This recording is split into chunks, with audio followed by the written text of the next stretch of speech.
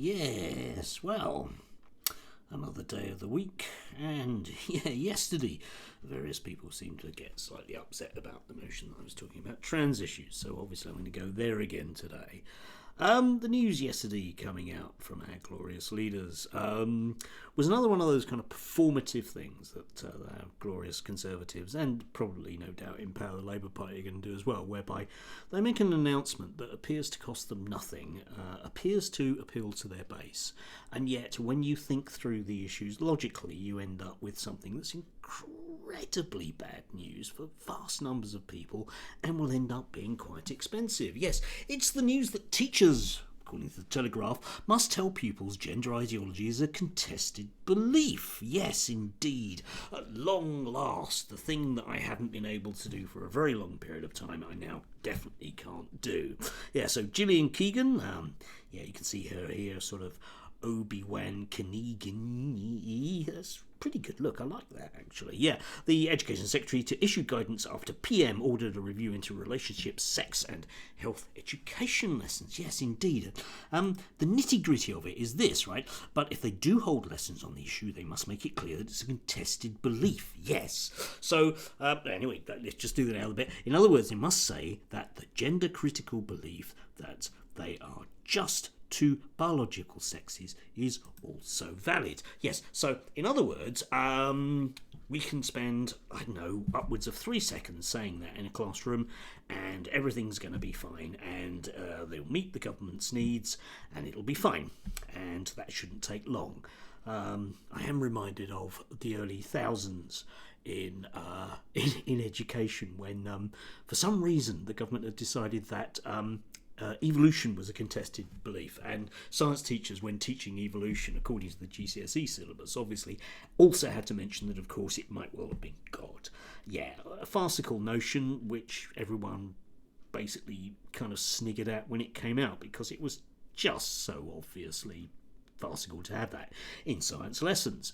But anyway, the key part of this, of course, because apart from the fact that, you know, if you get a teacher that says the wrong thing in a class, you might end up with some spurious disciplinary thing. If a child goes home and says the teacher said this and the parent says did they explain it was gender critical, it was a contested belief, and the teacher says yes I did and the kid says no he didn't. I mean, you can see all sorts of messiness there, but again that's where you get the zero cost to the Education Secretary, big cost in someone's life, yeah, that kind of thing.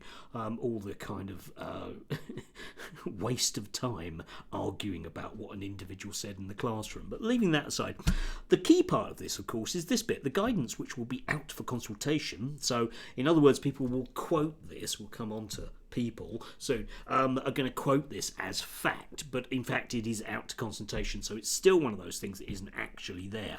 We'll also order schools to show parents all classroom material to ensure they are comfortable with what is being taught. Now, think about that as a globalist term, okay? What that means is materials in schools will be vetted by the most rabid religious person who's a parent, which is obviously a very good idea.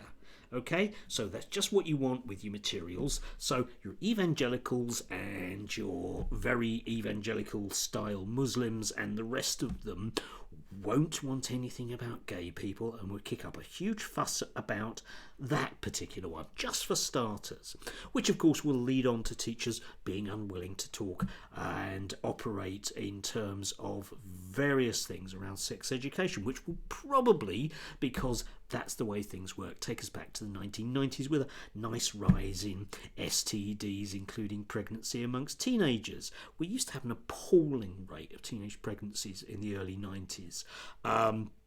In the UK, because of sensible sex education in schools and a variety of other measures, it went down by quite a lot. But never mind, all little babies being grown, of course, are in God's image, so that's absolutely fine.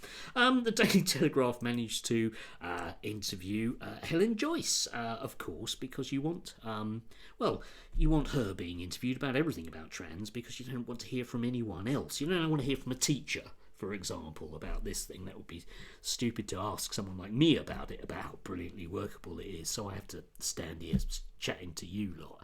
Anyway, what I did like about this was Yeah, this one. What sex matters want to see is that schools are told in no uncertain terms to stop giving any credence to evidence-free claims that everyone has a gender identity.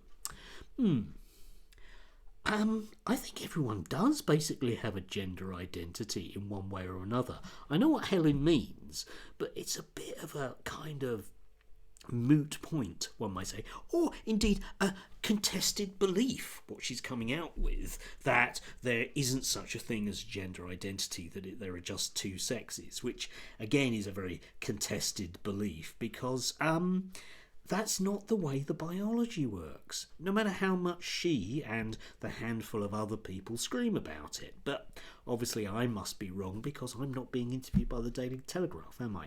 No, but she gets some free access. Hello, Daily Telegraph? Yes, quite happy to spout any old nonsense, as ever. So there you go, we'll be back to our, once again, kind of 1990s, sitting in the doldrums, waiting for a Conservative government to go, and hopefully, maybe, with it being replaced by something better. I'm not going to hold my breath on that, though, because you get a fair share of transphobes in the Labour Party too. For every Miriam Gates, there's half a dozen waiting in the wings of Labour MPs that are very much the same, that take their scientific advice from God. And if you really want to live in that world whereby various people will decide they have a God-given right, quite literally, to dictate what your children are being taught, I might point you to Iran. Anyway, do have a lovely Wednesday. It is midweek, no doubt. It is, yes, it is midweek. What am I talking about?